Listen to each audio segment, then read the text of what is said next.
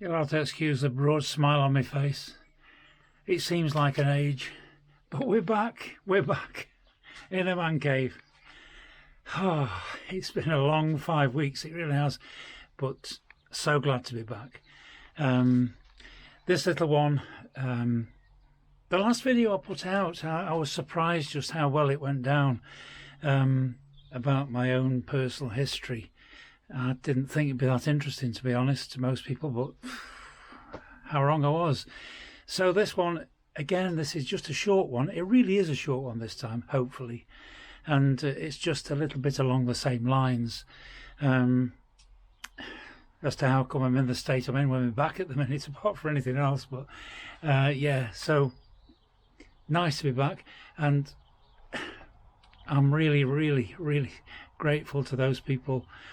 So many people who've sent me such really nice messages, not just subscribers but fellow creators as well. It's been just marvelous. It's really nice to read these messages. So yeah, it's good to be back and back in action, I should say. So thanks a lot. Anyway, see what you think of this one, as usual. If you could give me a thumbs up, it'd be great, and subscribe if you're not already done so. But yeah, anyway, let's get on with it. See what you think. Cheers.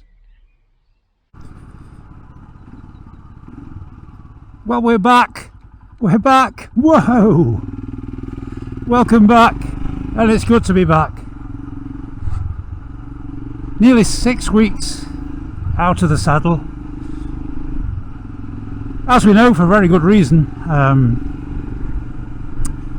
Spinal surgery, second attempt, and without wishing to speak too soon, it's, yeah, successful on the face of it. Walking well, standing up straight. So, first video post-operative, shall we say. Post-operative video, goodness gracious me, that conjures up all sorts of possibilities. Only a short one. I'm determined this one's only going to be a short one, just to get back into the swing of things. So I suppose you could say, as Max you would have said, I want to tell you a story. I will do when we get there. We're going to be travelling on roads we travelled on before. Excuse me, frog in my throat.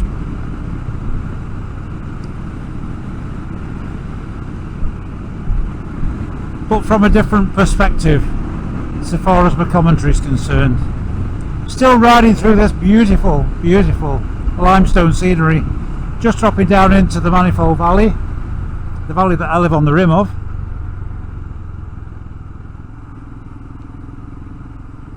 Dropping down to Hume End. You can see the bridge on the right. That carries the trail that used to be the railway track, the narrow gauge railway track, back in the day, until 1939.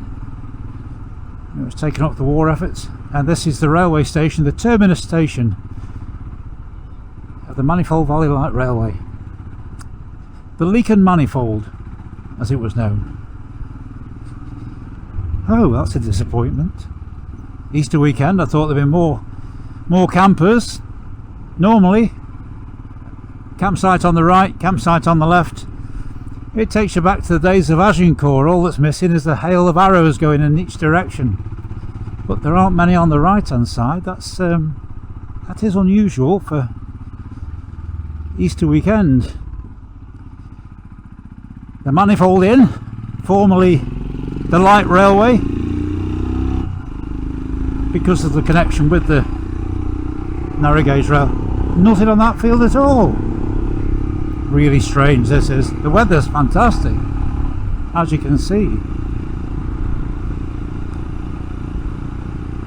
This was all my patch back in the old job. I refer to it as the old job when I was a local bobby, the village bobby, amongst these Peak District villages.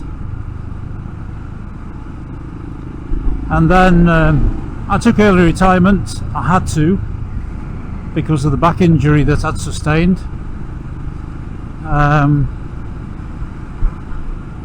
And for my sins I became, well, for 4 years at least, a school bus driver. So I swapped a white Land Rover with an orange stripe down the side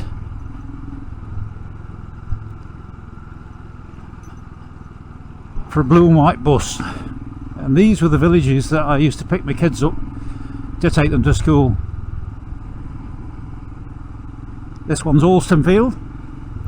Always been a very, very pretty village as Alstonfield. Well kept, beautifully well kept. It's won the Best Kept Village Award for this area numerous times.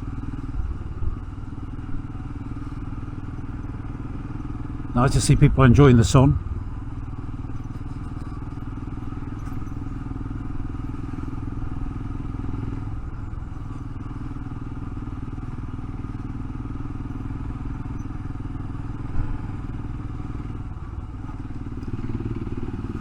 But as we know, it's not always sunshine and roses out here.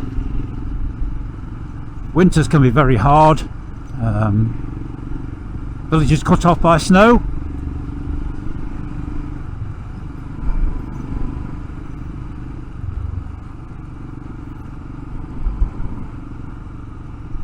And on occasions ravaged by high winds. And it was one of those storms that brought about such a massive change in my life. Those that are old enough, you might be able to remember way back the storm that Michael Fish said that wouldn't reach us. Is it 1987, 1988? 1987, I think. Well, needless to say, as we know now, it did reach us, didn't it?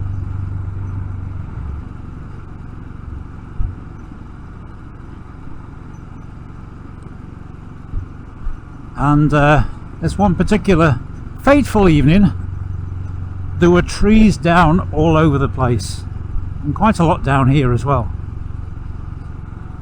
And I mean, the council lads, the road workers from the local council, they were brilliant. I don't think it was actually called health and safety in those days, but it was the regulations. They weren't supposed to carry anything other than the tools of the trade that they were supplied with. But these guys were common sense guys, and they carried a chainsaw.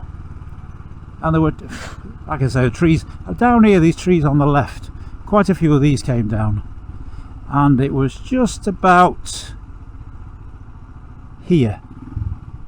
I can't see the remains of that dreaded tree now. And there was a tree across the road, just here. It was about, what, 10 inches diameter? I don't know what that is in centimetres, I'm sure. I don't know, 25 centimetres, something like that. Anyway, completely across the road. And there were other trees besides, and these guys did a marvellous job. It was blocked the road completely. So I was here to, there wasn't a lot of traffic admittedly, but I was here to look after the traffic.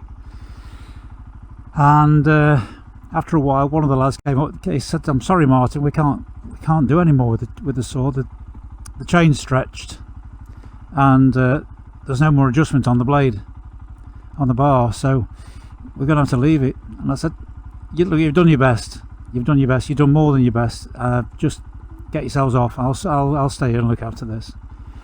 And they went and left me on my own. Left me on with Todd. Looking at this tree, they'd cut quite a bit of it off, and there was about, well, I don't know, there was about 10 feet of it still over the road. And I looked at it, and back in those days I was a lot fitter than I am now. I was running, I was climbing quite hard as well, and I was thinking, I'm big and strong, I can lift things. And I looked at this tree, and it wasn't actually attached at the root end. It had broken free of its roots. So I got out the Land Rover and hooked my arms under the tree and I moved it. Yeah, shifted it. Shifted something else as well, didn't I? I felt something go, and it turned out it was my L4 L5 disc had displaced, and it never really recovered. And I ultimately I carried on working for a few years, and it was causing problems every time I stepped off a curb, missed a curb, something like that, put me on my back. And I ended up going to see a consultant at Derby,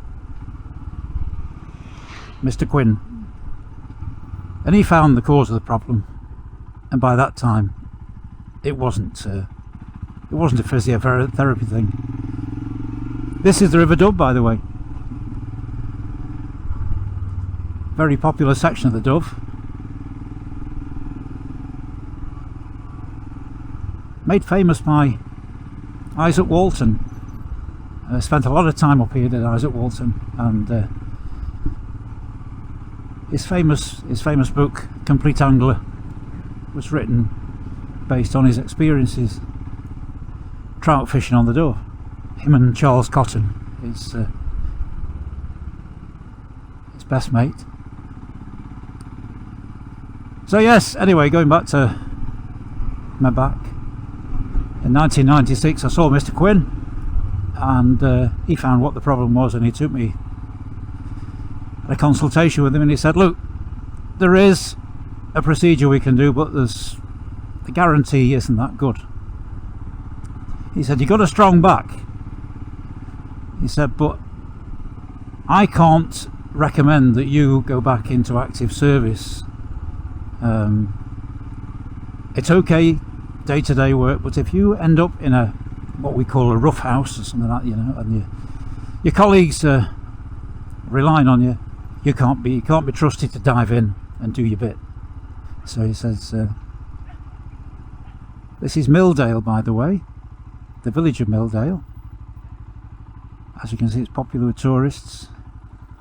That's the Packhorse Bridge that crosses over the River Dove, and the 3.5 mile walk beyond that is absolutely spectacular, with rock architecture all the way down the valley down to towards Ilam. So there we are. The place on the left here, Duck Cottage it's called now. This was a cafe, a tea room. It's now that job's been taken over by the cottage opposite. Yeah, so Mr. Quinn said, I'm going to have to recommend that you either take up light duties or take early retirement. I couldn't see myself. I've done 21.5 years then, nearly 22 years. I couldn't see myself. Sat behind a desk for 8 years, and I was given the opportunity, so I took it. Early retirement. It's a reduced pension, but it's quality life at the end of the day. So 1997 I retired from the police service, and my local bus operator, coach operator, had always said, because I'd always been interested in driving larger vehicles, shall we say, and he said, when the day comes and you retire, just give us a ring and I'll put you through your test. So admittedly it happened a bit early, but yeah, they put me through my test. I did 4 years driving kids back and forwards to school, and after 4 years I thought there's got to be something else to this, and somebody recommended to me, said, why don't you give one of the big companies a ring, see if you can do a bit of relief work. He said, and the nearest big company to us is Shearings. Excuse me. Nearest big company to us is Shearings. They're across at Warrington, I think. And I looked them up and gave them a ring. Went in for an interview. Yeah, I did a few months on what we call feeder work, picking people up. Dale Bottom, that place has been broken into twice. I dealt with it on both occasions.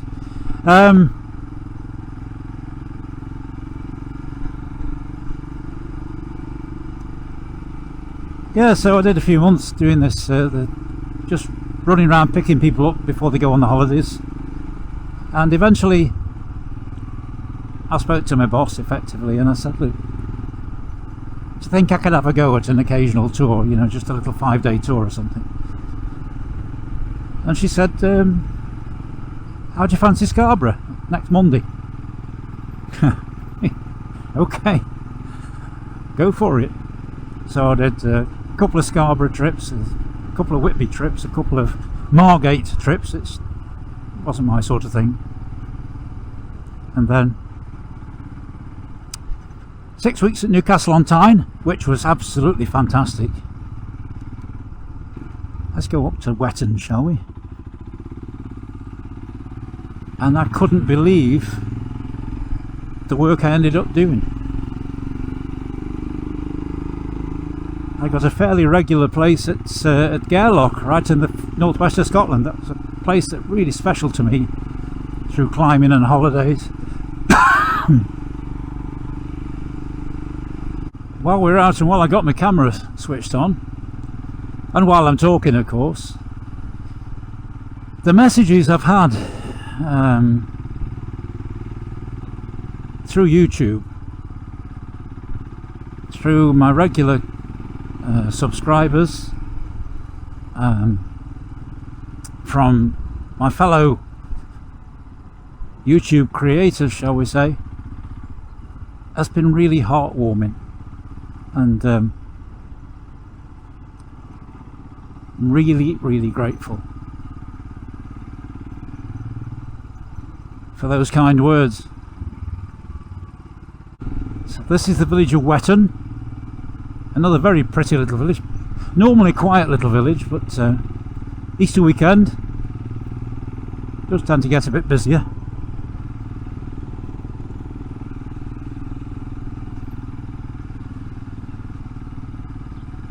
The farming around here tends to be sheep farming. There is a little bit of dairy farming as well, but mainly sheep farming.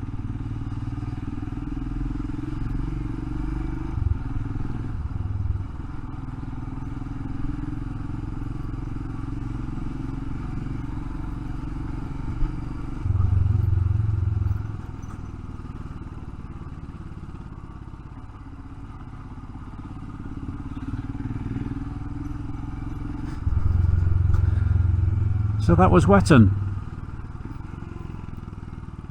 So we'll drop that down into the Manifold Valley now. Over on the left you can see, well, on the skyline you can see the spire of Grindon Church. That's these are all in Staffordshire, by the way, often referred to as some of the beautiful countryside in Derbyshire, but definitely Staffordshire. And over in the middle distance, I know I've pointed it out before, but it's not always been this clear. There's a gaping hole in the rock face over on the left that is Thor's Cave. It's not a true cave, it's what we call a solution pocket. It's all limestone around here, and I probably said it before, but the limestone at one time was the seabed, and it's compressed bone and shell matter, compressed, and it's in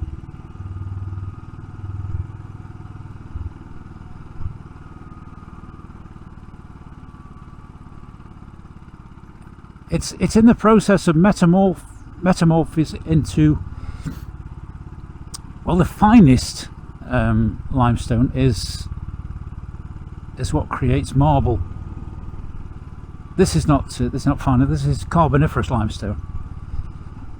And as this rock was laid down, there'd be there'll be lumps of boulder clay, if you like, clay, dirt, debris that would prevent the limestone from forming. And as it's become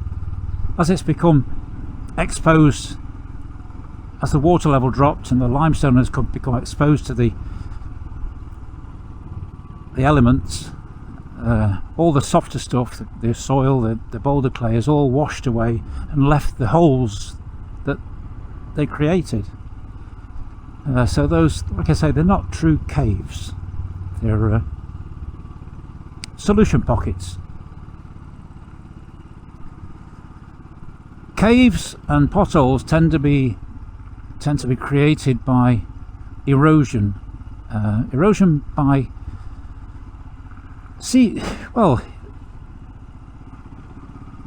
rainwater, effectively. But because there's a strong carbon content to carboniferous limestone, as the rainwater permeates through, it's all a bit technical this, I know, but as the rain permeates through, it picks up the carbon and it actually creates carbonic acid, and that wears the rock away and creates passageways, holes in the ground, which cavers, of which I was one back in the 80s and 90s,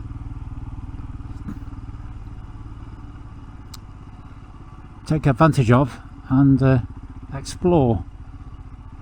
Just on the left here there is a cave entrance, a pothole entrance in the foot of those rocks. Wouldn't go into it now because the water is still running, the river's still running, which shows how wet it's been, because during dry periods the river just dries up here. It doesn't dry up as such, it goes underground. And you have to, before you go into that cave, the cave system, you have to be sure that the weather is set fair, because it would be the end. If there was a flash flood, you'd never get out. So this was the road. This was always the road, this one was, and over on the right where the people are walking, that was the old railway track. That's a public road now, but I like to stick to the original road personally. Place over on the right there, back in the old job I used to drink a lot of tea. I used to drink a lot of tea there as well. That's Wetton Mill. I'm sure people have visited there. It's a lovely tea room. So we're going to leave the valley now and head up this really nice little narrow lane.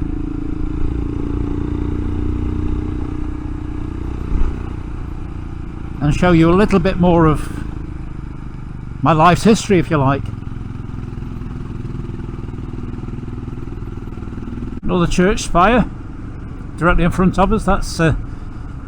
That's Butterton Church. We're just coming into the village of Butterton, which is actually the next village to my little village across at Warslow. So we're not far from home now.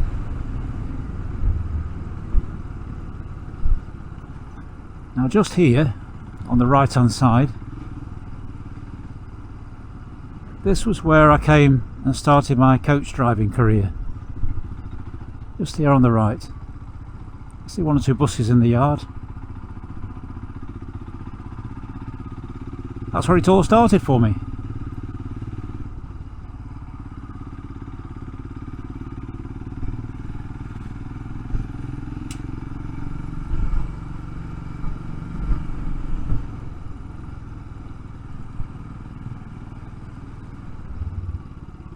What a beautiful day for a little Bimble.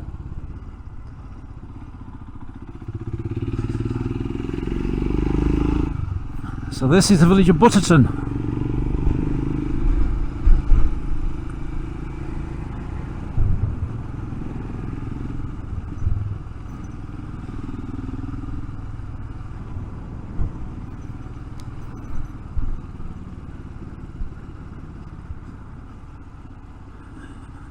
Nice pub here as well, the Black Lion. We're not stopping there today.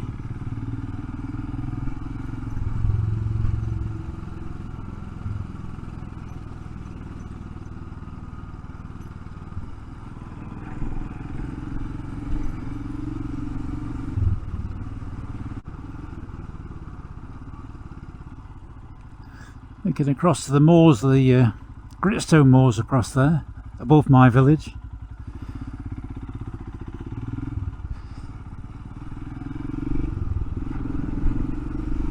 Lovely set of corners, these.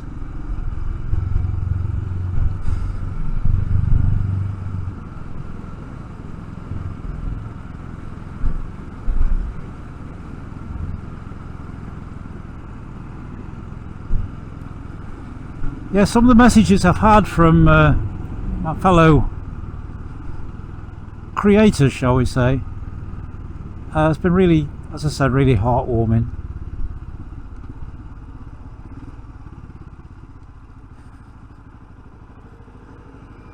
The likes of the all-year motorcyclist, Saddlebag 73, Ainsworth Rider, John Pawson, Lane's Explorer, Ainsworth Rider. The list goes on. It's really nice to hear from these guys. Aussie biker dude on the other side of the world. I'm sorry if I've left anybody out of that little list, but it's just so nice to get those messages of support.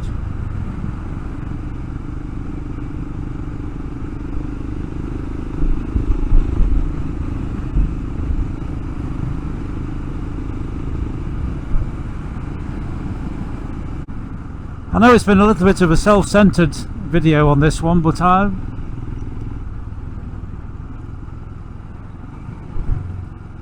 it's just a video I've wanted to make over these last few weeks.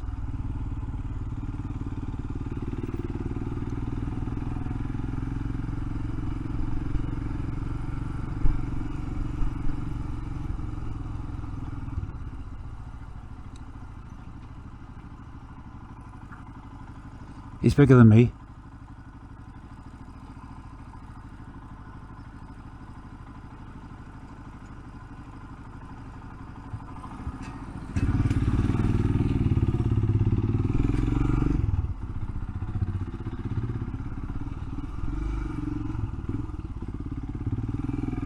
And there's Daisy waiting for me.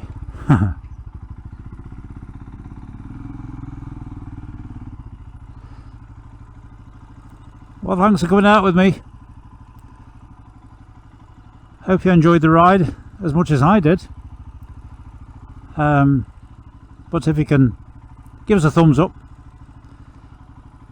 and always make a comment if you can. I love reading comments and answering them as well.